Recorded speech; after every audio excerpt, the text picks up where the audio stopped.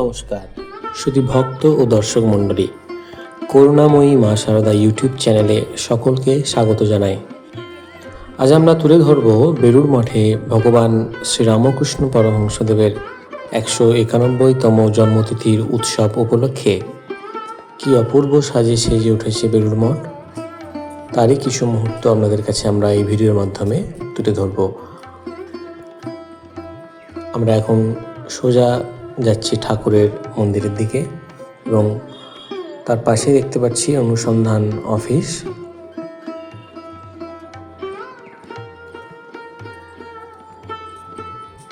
এবং দূরে দেখা যাচ্ছে শ্রীরামকৃষ্ণ মন্দির।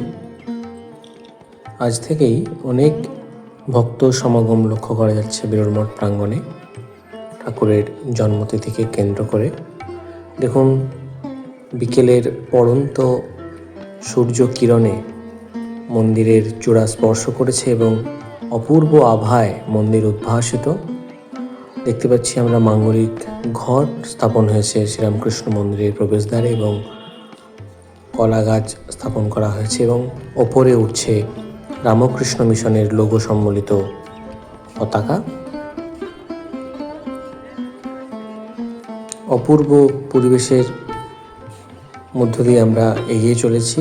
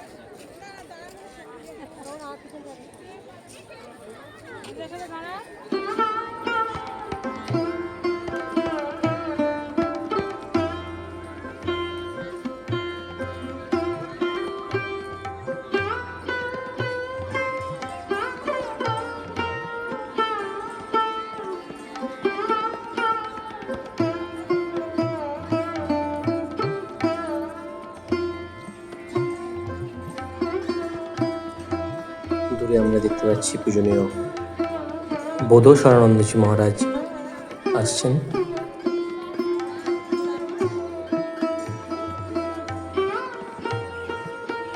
এবং এখন আমরা দেখতে পাচ্ছি অনুষ্ঠান মঞ্চ, যেখানে আগামীকাল সকাল থেকে নানান অনুষ্ঠান হবে। এবং দেখতে পাচ্ছি আমরা রাজা মহারাজের মন্দির, তার পাশেই অনুষ্ঠান স্থল, অপূর্ব মঞ্চসজ্জা রয়েছে আমরা দেখতে পাচ্ছি।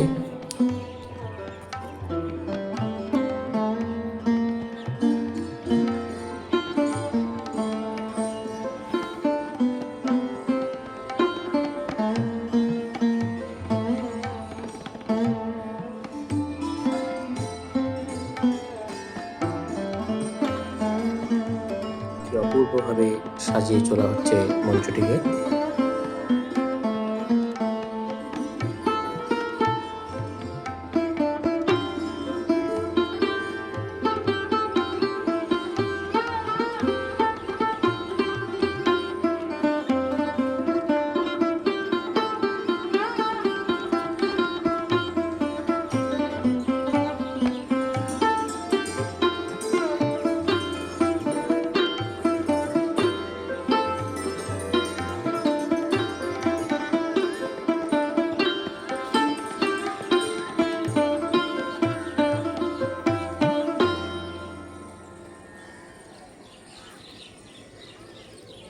আমরা এখন এগিয়ে চলেছি শ্রী শ্রী মায়ের মন্দিরের দিকে।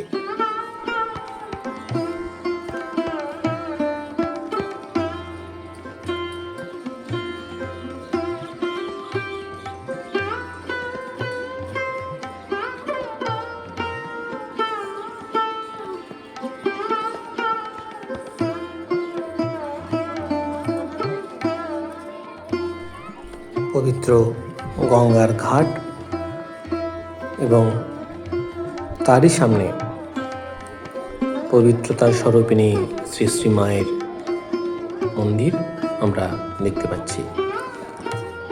মায়ের মন্দিরটিও অপূর্ব ফুলের সাজিয়ে তোলা হয়েছে। আমরা দেখব অপূর্ব ফুলের সজ্জায় মায়ের মন্দিরটিও কিন্তু সাজিয়ে তোলা হয়েছে। দেখুন অপূর্ব মুহূর্ত। পূজনীয় ব্রহ্মচারী মহারাজরা মাকে প্রণাম জানাচ্ছেন, ভক্তরা প্রণাম জানাচ্ছেন, অগণিত ভক্ত।